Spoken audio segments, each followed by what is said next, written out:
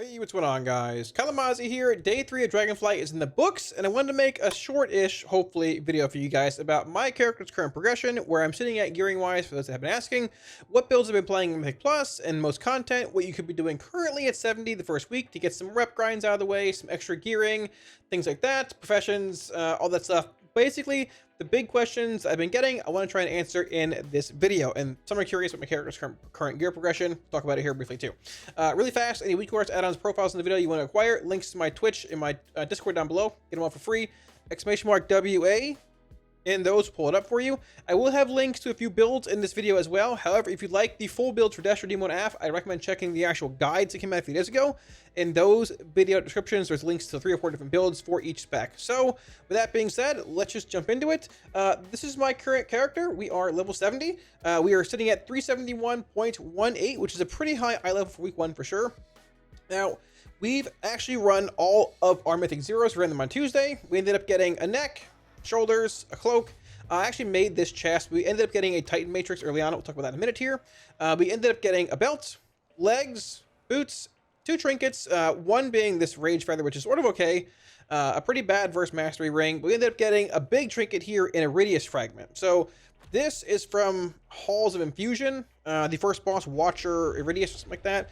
This is the one we played with on beta, the one that gave Nether Portal Demonology Pit Lord a lot of value because it's a 3-minute cooldown that has a lot of intellect on it. And if you're popping this right before your Pit Lord, you get a lot of value, big buffs to him, big damage. It's a very good pickup. It's probably going to be pretty strong even in Season 1 with Halls of Infusion not being part of the Mythic Plus cycle. Now, meaning a 372 version of this might not be, good lord, might not be as strong as, like, say, a 421 Horn of Valor necessarily from Halls of Valor being part of S1, but having a whopping 3,000 intellect on use, which lines up perfectly with Portal every time, is very, very strong. Now, as far as world quests are concerned, I've done a few. I ended up getting this wand a little bit ago. I ended up getting, I think, let me see, these bracers as well. So a big thing you can and should be doing is world quests look to reset roughly every 3.5 days. So I have been trying to get as much gear as humanly possible on my character as before I end up doing them, because actual quest eye level from world quests and things scales based off your character's item level. Now, I have war mode on here. There are a few war mode quests to pop up. For example, I have one up here for 500 bloody coins a couple hours ago. I have one over here for a 350 weapon, which ended up being a 379 weapon whenever I completed it. And there are a few other ones as well that pop up here and there. They are much shorter. So if you don't have war mode on, I turn it on and try and see what quests pop up for you and go from there. Now, the big ones, like I said, 3.5 days. This weapon, for example, was 330, I think, when it first popped. It's 356 for it now. To a similar extent, these bracers are 363. They were like 345 when they popped, but I held the quest until I basically maxed out on gear.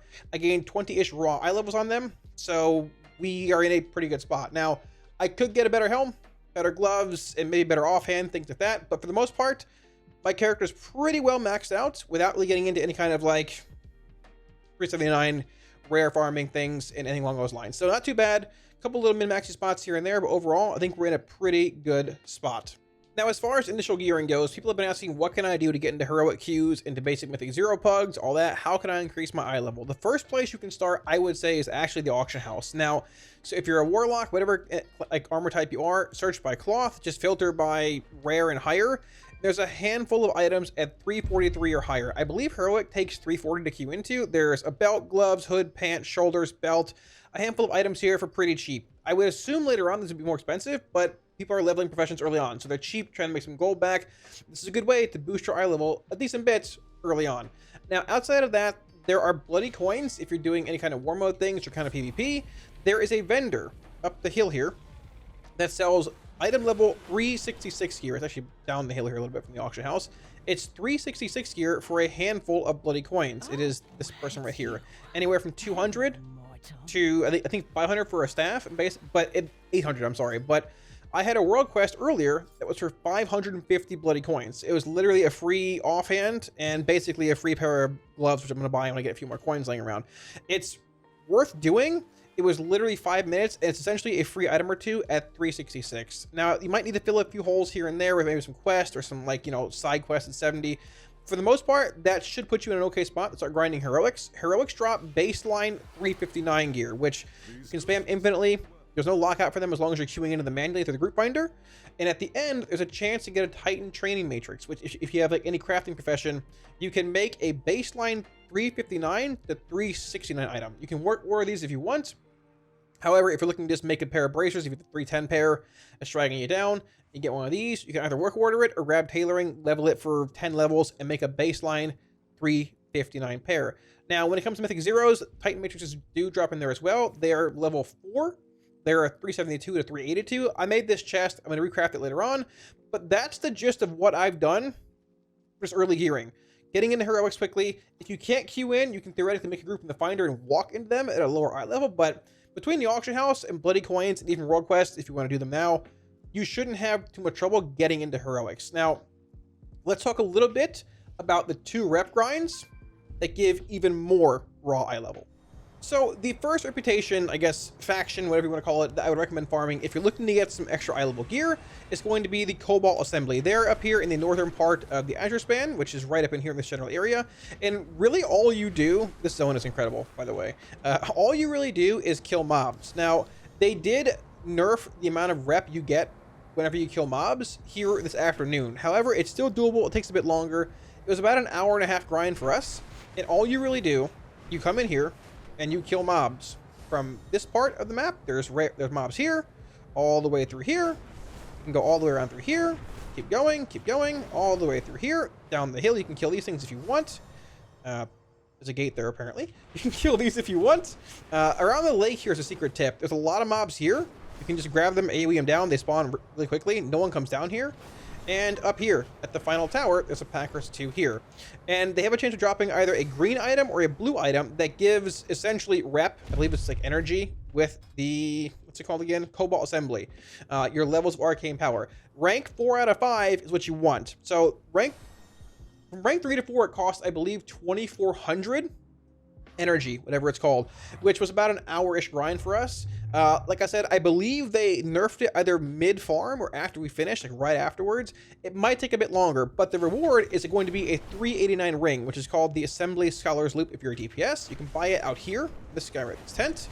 If you're a tank or healer, you can get it as well. There is one for tanks, one for healers, and one for DPS. Now, there are less secondary stats on this ring than other rings. For example, my Bloody Wedding band has, I think, 800 stats on it, secondary stats, versus the higher one, the Scholar's Loop, having like 450.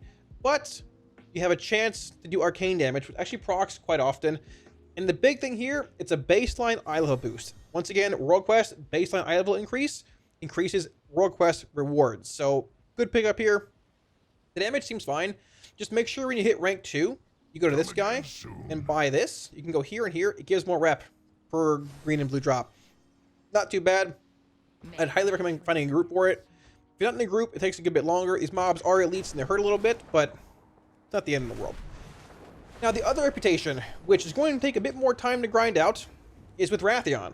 Wrathion and I think Sir Bellion, one of the two. I don't know how to pronounce it, but it's way up here in northern Waking Shores in this area, in the Obsidian Citadel. Now, this is going to be a longer grind. Both of the actual dragons, once a week you choose either Wrathion or Sibelian. I'll show you where to go with them. They both have the same end rewards. Both having a 398 cloak and a 389 necklace when you reach their final tier of rep. I believe Wrathion's true friend. I'm not sure what Sibelian is, but either way, it's a decent eye level increase. I believe 398 is roughly early heroic eye level in the raid. And 389 for the neck is rough. It's like normal eye level, but still, we're 2 weeks away from that, week and a half. So if you're looking for World Quest eye level increases, anything along those lines, this could certainly be a good place to go. It is up here in the Obsidian Citadel. Now, once a week you choose them, and they give you a handful of weekly quests. I was lucky enough to hit 70 quickly on Monday and get a whole reset before reset came, so I have a lot of rep with them. I'm about halfway to Wrathion's max level, but the important thing, there's plenty of time to grind the rep out. And it's essentially an infinite grind, if you want to. You can grind as much as you want. So, it's right in here, at the top of this citadel. Wrathion's here, Sibelian's sitting here.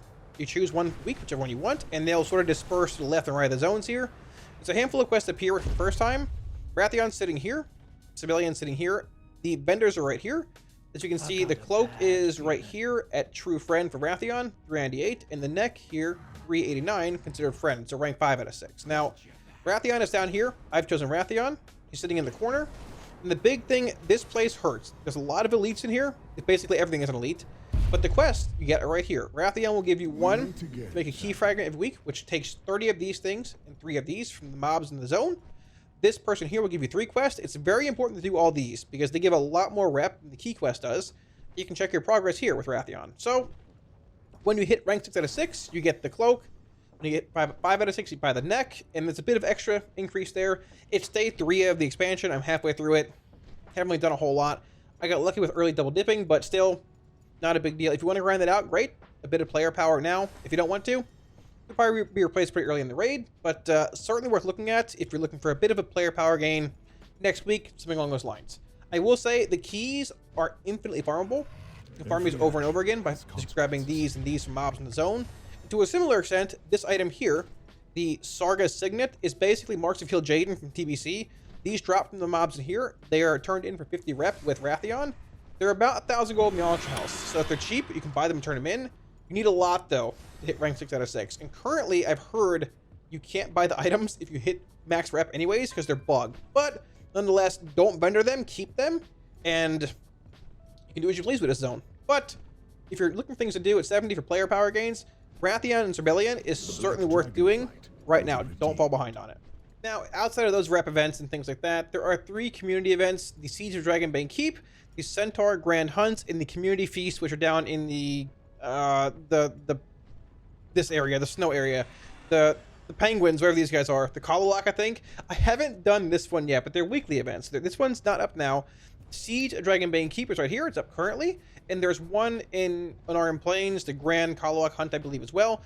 They all have a chance of giving item level gear. For example, I pulled this chest earlier from the Siege of Dragonbane Keep. It's not really very good, but it's still an item level increase. Nice to have around. Certainly worth doing once a week.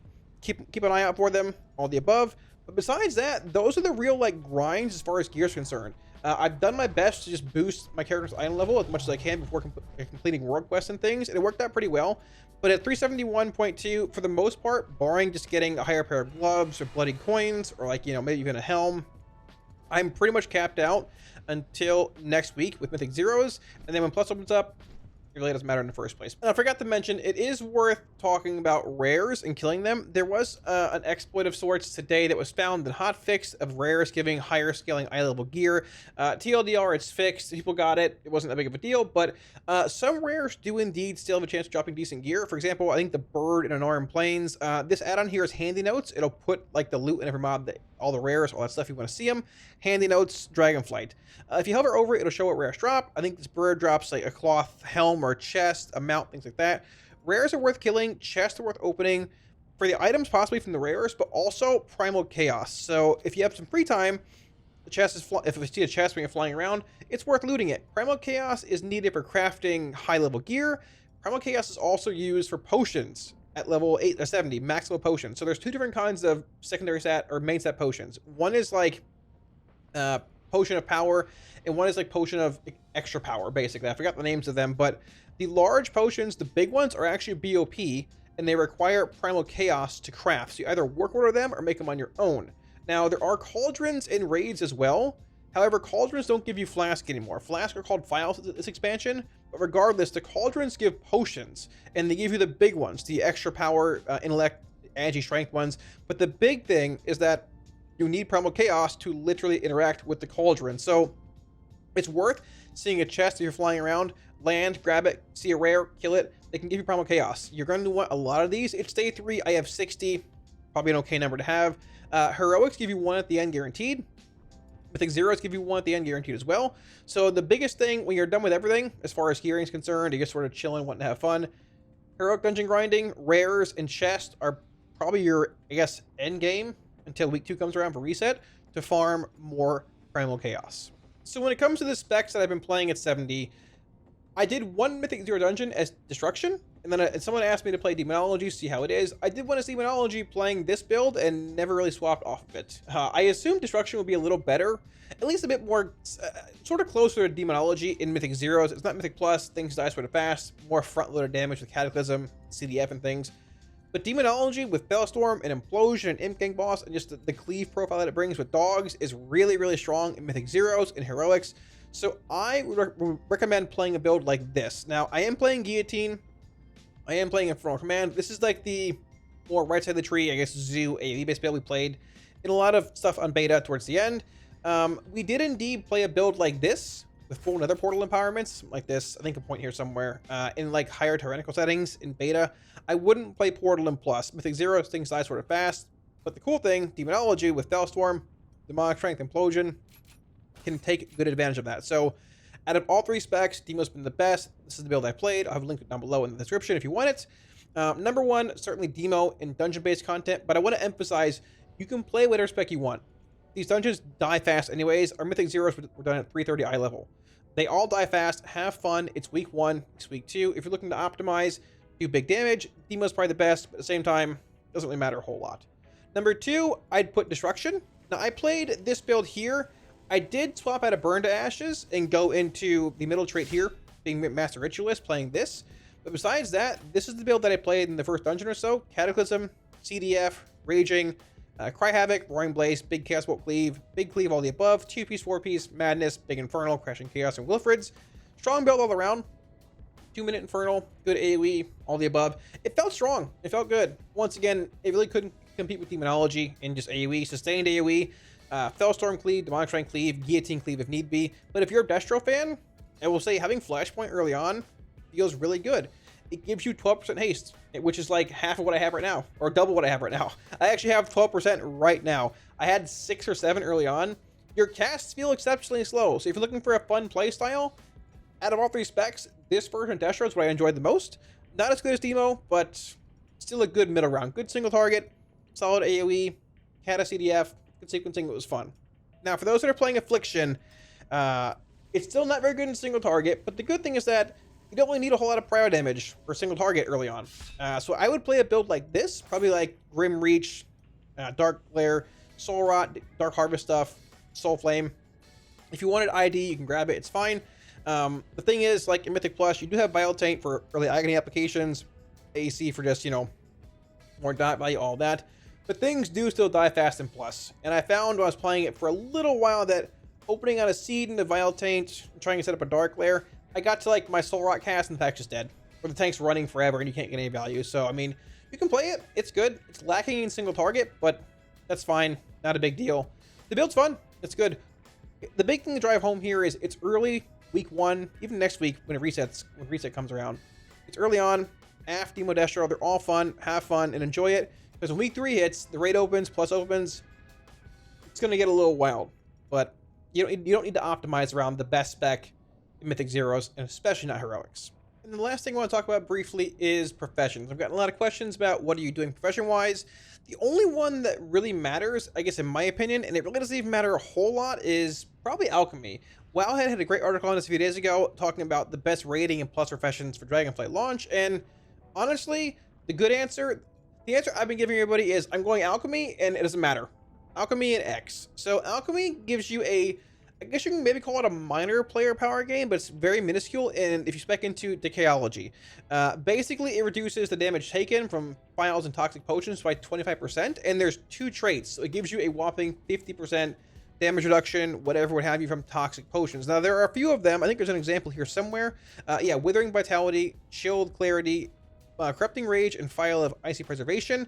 There's also a healing potion, which is right here, Withering Vitality. So basically, this heals you for this one here for 190,000 health. This heals you for 90,000 health. So it's literally doubled the baseline healing potion, but then you take the same damage as plague damage over 15 seconds. However, with Decayology, you end up taking, what, 90k, but heal for 180. So depending on the setting you're in, if you need a large heal, this could be worthwhile. It's just maybe a very minuscule player power gain in certain spots. But outside of Alchemy, with this, Decayology, and basically just like hour-long files and things lasting half an hour longer if you spec into that, there's not really a whole lot. Now, my plan was initially engineering just because it has the wormhole if you spec into it with knowledge points. It's nice to have around. Engineers can make... How do I word this? Engineers can make bracers and helms that have one secondary stat on them. So it's pure haste, pure mastery, pure crit, or pure burst bracers and helms. Now, the one thing about engineering, you can indeed work order the bracers from an engineer. Not a big deal. Anybody can wear them. The engineering helms, they require engineering 1. It is the only item, as far as I know, that requires you to be a profession. It can have pure secondary stats on it, being pure haste, mastery, crit, or burst. There's no like half mastery, half haste like everything else has. It's pure whatever you want. The upside, maybe that favors your class a bit, but the downside is that you're probably going to be wearing a tier helm, because there is tier gear in the first raid. The bracers are okay, but once again, you can work order them from an engineer if you want them, and they're a pretty low main stat item to have work ordered early on in the first place with your sparks of ingenuity. So, engineering, I've sort of just said, it is what it is. I have tailoring for now as number 2. I might change it. Really don't know. But the TLDR with professions, from what I've seen and everything, is alchemy, and then everything else, whatever you want. You want to make some gold, maybe spec into like enchanting, disenchant things, herbalism, mining, whatever you want. But from what I've seen and from what I've heard everywhere else, there really is no other player power gain professions outside of alchemy and decayology. And honestly, even with that, it's not that big. So TLDR, I'm alchemy and X. You can do whatever you like. If you like alchemy, there you go. If not, there it is. But with work orders being a thing and being alchemy engineering on my Warlock and still being able to wear BOP tailoring gear, it's made life much simpler. Play what you want, and there really isn't any downside to it.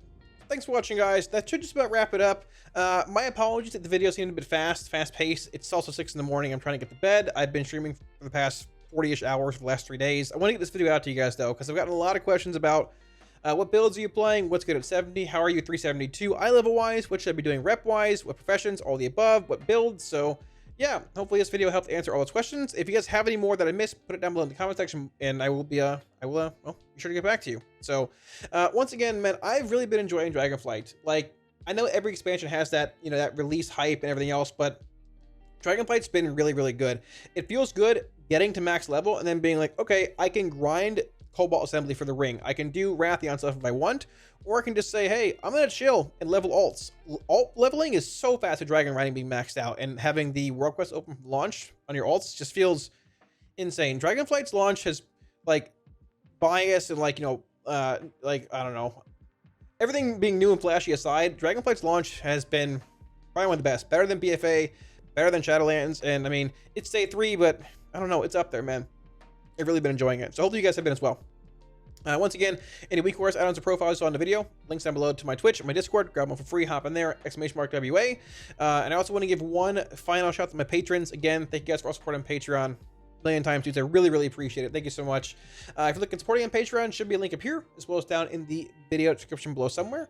And yeah, I've just really enjoyed it, man. It's been good. Oh, and all the talent builds as well. If you like links to the AF build, Demo Destro I showed in this video, links also down below in the video description. However, I will plug the spec guides, Destro, Demo, and AF. They are all up in the channel. They're more in-depth, and there are like 4 builds per in all those video descriptions. So if you want to check those out, yeah. But all that being said, guys, thanks for watching. I've really been enjoying Dragonflight. We have about a week and a half until launch, and I feel like, in a sense, I've sort of run out of things to do, but not in a bad way.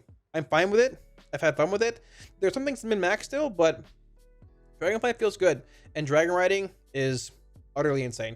It's so good. So thanks for watching, guys. If you like the video, hit the like and sub buttons below. It helps out a ton, and I will catch you all again soon on stream. Peace.